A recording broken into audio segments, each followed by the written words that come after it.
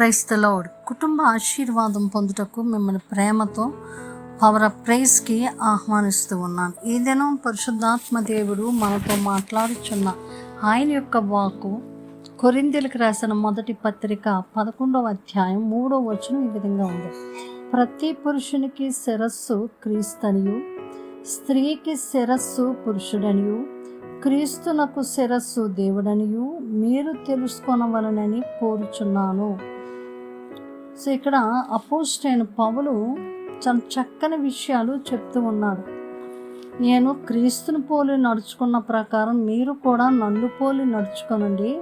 మీరు అన్ని విషయాలలో నన్ను జ్ఞాపకం చేసుకొనొచ్చు నేను మీకు అప్పగించిన కట్టడలను గైకొంచున్నారని నేను మిమ్మల్ని గురించి నేను నమ్ముచున్నాను, లేదంటే మెచ్చుకొంచున్నాను అని చెప్తూ ఉన్నారు.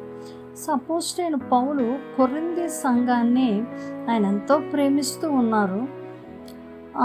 వారు అన్ని కట్టడాలు అన్నీ కూడా గైకుంటూ ఉన్నందుకు వారిని గురించి ఆయన మెచ్చుకుంటూ మరి ఈ విషయాన్ని తెలియచేస్తూ ఉన్నారు. ప్రతి పురుషునికి శిరస్సు క్రీస్తే, స్త్రీకి శిరస్సు పురుషుడు, క్రీస్తునకు శిరస్సు దేవుడు మీరు తెలుసుకొనవలనని కోరుతూ ఉన్నారు. సో ఇక్కడ కుటుంబంలో ఉండవలసిన కొన్ని బాధ్యతలు అయితే కొన్ని రూల్స్ను ఆయన చెప్తూ ఉన్నారు. సో అపోస్తలుడైన పౌలు చెప్తున్న విషయం,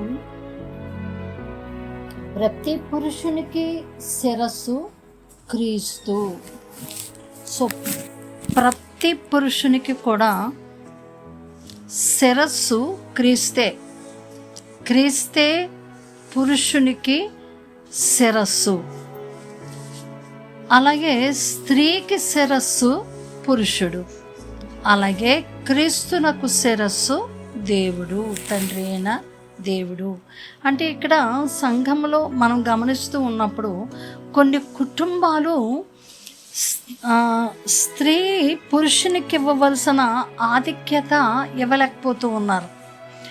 సో వారే అంటే స్త్రీలే కుటుంబాల్లో పెత్తనం చేస్తూ భర్త మీద కూడా అజమాయిషి చేసే పరిస్థితులు కొంతమంది కుటుంబాల్లో కనబడుతూ ఉంటాయి. అందుచేత అపోస్తలుడైన పౌలు చెప్తున్న విషయము, ప్రతి పురుషునికి శిరస్సు క్రీస్తే.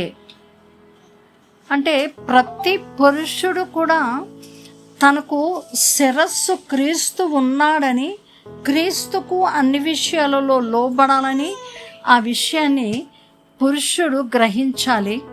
అలాగే స్త్రీకి శిరస్సు పురుషుడు, స్త్రీకి శిరస్సు పురుషుడు కాబట్టి ప్రతి స్త్రీ కూడా పురుషునికి తను అన్ని విషయాలలో లోబడి ఉండాలి అని అపోస్తలుడైన పౌలు చాలా స్పష్టంగా ఆయన రాసిన పత్రికలు తెలియచేస్తూ ఉన్నాయి. స్త్రీ ఎల్లప్పుడూ కూడా పురుషునికి లోబడి ఉండాలి, గౌరవించాలి అని, ఆయనకు విధేయత చూపించాలి అనే విషయాలు మనకు స్పష్టంగా కనబడుతూ ఉన్నాయి. సో ప్రతి పురుషుడు తనకి హెడ్, లేదంటే తనకి ప్రధానమైనది, తను ఎవరికి అన్ని విషయాల్లో లోబడాలి అంటే క్రీస్తు. అలాగే స్త్రీకి శిరస్సు పురుషుడు కాబట్టి స్త్రీ పురుషునికి అన్ని విషయాలలో లోబడాలి, గౌరవించాలి, వారి మాటకు విధేయత చూపించాలి. అలాగే క్రీస్తునకు శిరస్సు దేవుడు. సో తండ్రి అయిన దేవునికి యేసుక్రీస్తు ప్రభువారు అన్ని విషయాలలో ప్రథమ స్థానాన్ని ఇస్తూ ఉన్నారు. తండ్రి అయిన దేవునికి అన్ని విషయాల్లో ఒక్కటి కాదు.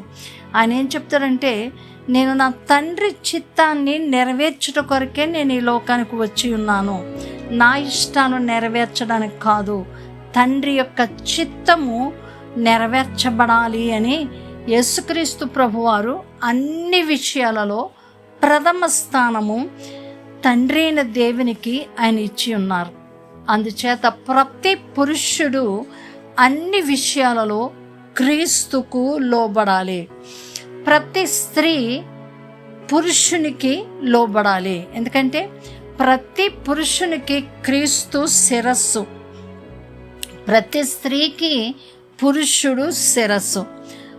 యేసుక్రీస్తు ప్రభు వారికి తండ్రి అయిన దేవుడే శిరస్సు. కాబట్టి శిరస్సుకు అన్ని విషయాల్లో తల వంచి, శిరస్సును ఘనపరిచి, శిరస్సును హెచ్చించి, అన్ని విషయాలలో శిరస్సుకు లోబడుతూ ఆయనకు మహిమ తెచ్చే విధముగా ప్రతి స్త్రీ పురుషులు కూడా ఉండాలి అని ప్రభు తెలియచేస్తూ ఉన్నారు. కుటుంబాలలో ప్రథమంగా ఆధిక్యత పురుషుడే ఏలాలి. పురుషుడే అన్ని విషయాల్లో కూడా జ్ఞానం కలిగి ఉంటే స్త్రీ తన యొక్క పెత్తనాన్ని చెలాయించదు. కాబట్టి స్త్రీ తన పెత్తనం తన భర్త మీద చెలాయించకుండా ఉండాలి అంటే పురుషుడు అన్ని విషయాల్లో జ్ఞానంగా ఆలోచన చేస్తూ, ఎందుకంటే పురుషునికి శిరస్సు యేసుక్రీస్తు ప్రభు వారే. కాబట్టి యేసుక్రీస్తు ప్రభు ద్వారా ఆయన యొక్క ఆలోచనలు, ఆయన ఉద్దేశాలు తీసుకుంటూ కుటుంబాన్ని క్రమమైన పద్ధతిలో నడిపించే విధంగా భార్యాభర్తలు ఇద్దరు కూడా చెయ్యాలని అపోస్తలుడైన పౌలు కోరుతూ ఉన్నారు. సో అటు విధమైన కుటుంబముగా.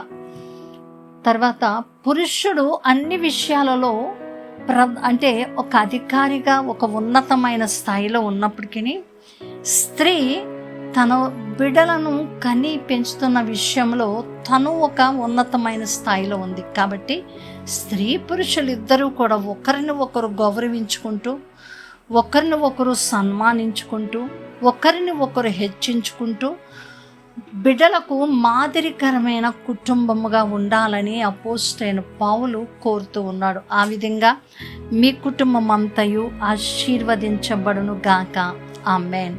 సకల ఆశీర్వాదములకు కారణభూతుడా నీకు స్తోత్రాలు నాయన. కుటుంబము భార్యాభర్తలు ఇద్దరు ఒకరిని ఒకరు హెచ్చించుకుంటూ, ఘనపరుచుకుంటూ, లోబడుతూ, విధేయత చూపిస్తూ మీ పరిశుద్ధమైన నామానికి మహిమ తెచ్చు విధముగా ప్రతి పురుషుడు తన యొక్క అధికారి క్రీస్తే అని, ప్రతి స్త్రీ తన యొక్క అధికారి పురుషుడని నాయన, యేసుక్రీస్తు ప్రభువారు ఏ విధంగా తండ్రికి లోబడి విధేయత చూపిస్తూ ఉన్నారో అటు విధంగా వీరు చూపించినట్లు ప్రతి కుటుంబాన్ని మీరు ఆశీర్వదించమని నా దేవా, ఈరోజు birthdays, happy birthdays, wedding anniversary చేసుకున్న బిడ్డలపైన నీ కృపనుంచమని యేసు శ్రేష్టమైన నామమున ప్రార్థించి పొంది ఉన్నాము తండ్రి.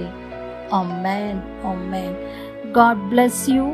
దేవుని కృప మీకు తోడేండుగాక. మీ ప్రియ సహోదరి షారోన్ సువార్తరాజు. షలోమ్.